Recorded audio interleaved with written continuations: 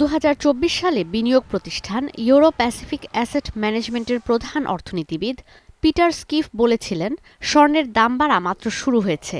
সেই থেকে এখন পর্যন্ত দামে কোনো লাগাম নেই। ২০২৪ সালের অক্টোবরে প্রতি আউন্স $২,৬৫২ থেকে এক বছর পর $৩,৯৯৫ উঠেছে। স্বর্ণের দামের এই ঘোর দৌড় তার পূর্বাভাসকে যেন সত্য প্রমাণিত করেছে।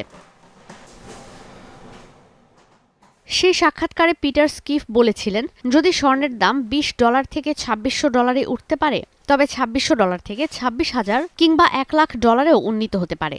তিনি বলেন, স্বর্ণের দামে কোনো লাগাম নেই, কারণ সোনালী এই ধাতুর কোনো পরিবর্তন নেই, যেখানে ডলারের প্রতিনিয়ত অবমূল্যায়ন হচ্ছে। ঊর্ধ্বমুখী মূল্যস্ফীতির পথে প্রতিবন্ধকতা হিসেবে পরিচিত এই স্বর্ণকে প্রচলিত কাগজে মুদ্রার মতো ছাপাতে পারে না কেন্দ্রীয় ব্যাংক। কিন্তু এই স্বর্ণ কিনতে প্রচুর কাগজে মুদ্রা, বিশেষ করে ডলার ছাপাতে হয়, যে কারণে ডলারের আরও অবমূল্যায়ন হবে। বিনিয়োগ প্রতিষ্ঠানগুলো বলছে, ভূ রাজনৈতিক অস্থিতিশীলতায় বিনিয়োগকারীরা ডলারের তুলনায় স্বর্ণ মজুদে গুরুত্ব দিচ্ছে।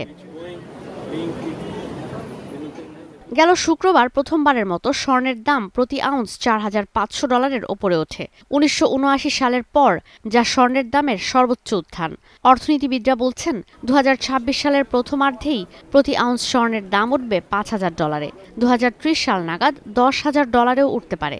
বিশ্বের বিভিন্ন দেশের অন্তত ৯৫% কেন্দ্রীয় ব্যাংক আগামী ১২ মাসে উল্লেখযোগ্য হারে স্বর্ণের মজুদ বাড়াবে।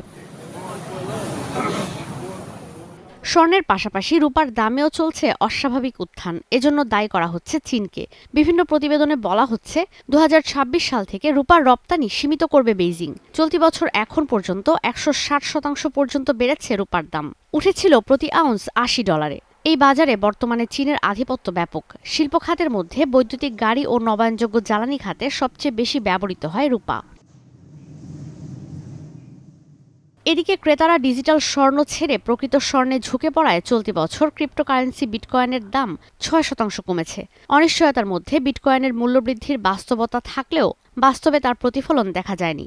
অক্টোবরে ১,২৪,০০০-এ উঠলেও এখন এক বিটকয়েনের দাম $৮৮,০০০। বিশ্লেষকদের মতে, বিটকয়েন কখনও স্বর্ণের বিকল্প হতে পারে না। ঈশিতা ব্রহ্ম, স্টার নিউজ।